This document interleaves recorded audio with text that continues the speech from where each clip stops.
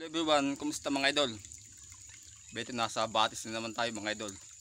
Dito tayo sa Batis. So, vlog ulit tayo mga idol, vlog naman. Pahinga muna ako sa pagla-live. Medyo mahina ang views, hindi kasi ako makakuha ng magandang views. So, ang tatapikin ko ngayon mga idol ay about West Philippines na naman. Doon naman sa Sigalot na naman. Kung inyong mapapansin mga idol sa ating mga napapanood natin sa YouTube, palala ng palala ang tension sa West Philippines Sea. So bilang isang Pilipino mga idol, masakit na lagi nating napapanood sa YouTube, sa internet na lagi na lang tayong api-apihan. So mga idol, alam, sa tutusin lang, ako naawa sa Pangulo natin, hindi lang niya masabi sa atin, sa sambayang Pilipino na susuko. Kasi ang pagsuko ay parang ipinamigay na natin ang ating soberanya. Kaya lang ang problema ng idol, naiipit din siya ang ating Pangulo sa kung lalaban, maraming buhay din ang mawawala, maraming buhay na Pilipino. Ngayon naman, kung tayo lalaban, kung tayo naman ay papabayaan natin West Philippines Sea, ay para namang ibinigay mo lang na isang tinapay yun. So, kaya ang nangyayari mga idol, parang humaharap ang ating Pangulo na kung alin nga ba ang mas mahalaga, ang soberanya ng ating bansa o ang buhay ng mas maraming Pilipino mga idol. Pero may sabi na ating Pangulo na hindi raw susuko. Pero sa usapin naman ng pagganti, parang hindi sigurado na tayo ay lalaban doon sa mga nangyayari ngayon pambubuli. Pero para sa akin, hindi may tuturing na pambubuli ng mga idol yung ginagawa ng China. Talagang pag-iulak na sa ating karapatan ng mga mamamayang Pilipino. Kaya kung iisipin, kahit tayong mga sibilyan, tayo parang na damay rin kasi Pilipino tayo. Hindi natin alam kung alin pang susunod na mangyayari sa hinaharap dito nga sa napipintong digmaan. Pero kung ang pamimilin mga idol,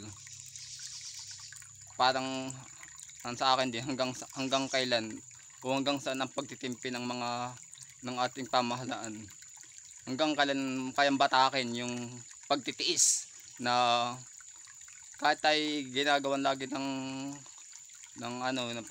pambabastos ng China, talagang hindi tayo gumaganti. Parang bilang Pilipino mga idol, ikaw na nanonood din, siguro man nakikita mo hindi lang isang beses mong napapanood ang ginagawang pang-aapi sa atin.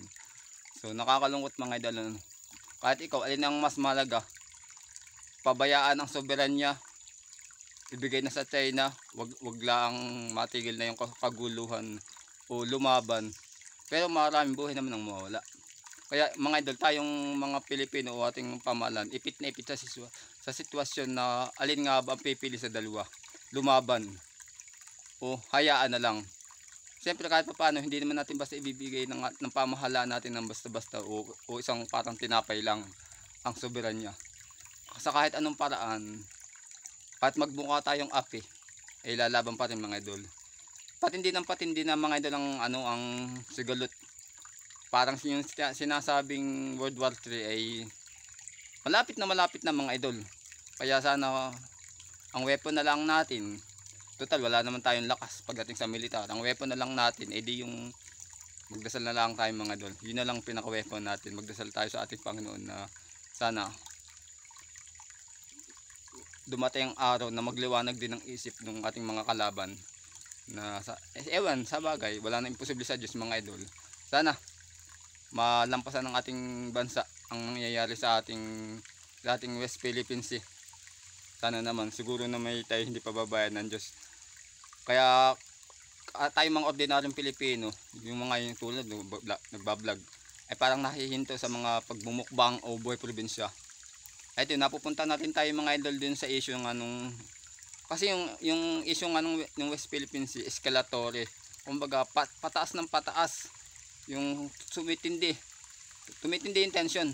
Kaya bilang isang mamamayang Pilipino, nagiging aware tayo dun sa kung sa mga nagaganap. Lagi na lang yung puro kaapihan, binabaraso-braso lang tayo ng China. Kaya talaga nakakalungkot mga idol. Sana naman isang araw, kaya lang kung tagatang iisipin, tayo may kulong talaga sa gamit. Once na pumutok ang giyera, Kasi hindi na talaga makukuha ng gobyerno natin ang China na makuha sa diplomatic protest. Maraming patunay na maraming beses na naghahain ng gobyerno natin pero talagang hindi kaya. Mas bulang tigasan China mga idol. Eh anong gagawin natin ng gobyerno?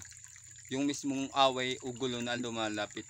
So yeah, alang nga titihaya ka, tatanggapin mo lang. Kasi lalaban ka pa rin. Kaya tayo magdasal na lang mga idol na malampasan ng bansa natin yung ito nangyayari sa atin sa West Philippines Sea. Dito sa ating napakalaking kalaban na China. Sa ngalan nga ng ating Panginoong Hesukristo, sana ay malampasan natin. Kasi ang kalaban naman natin yung mindset ng ng mga China na kasi ang tigas sa kanilang paniniwala. Kasi ang para sa kanila, personal na paniniwala na yun ay sa kanila. Tayo naman may legal na basehan na atin iyon. Yung nga yung 2016 arbitral award na ibinigay sa atin ng 2016, sa kanila naman yun nga yung personal nilang paniniwala. Dahil nga sa tayo ay kaya, wala nang, kumbaga hindi na nire-respeto yung ano ng yung arbitral. So yung kaya hindi ibig sabihin hindi na kaya ng gobyerno natin na idaan talaga sa diplomatic protest, dahil maraming patunay na ginawa yun pero hindi tumalab. So isa na lang mga idol, isa na lang. So magtiwala tayo sa Panginoon. Kasi sa Diyos walang imposible. Doon na lang tayo magtiwala. Sige sa lahat mga idol, salamat sa panonood. Dito na naman ako. Dito na naman ako sa gubat. Nasa gubat ako mga idol. Sige, thank you for watching. Thank you. Salamat.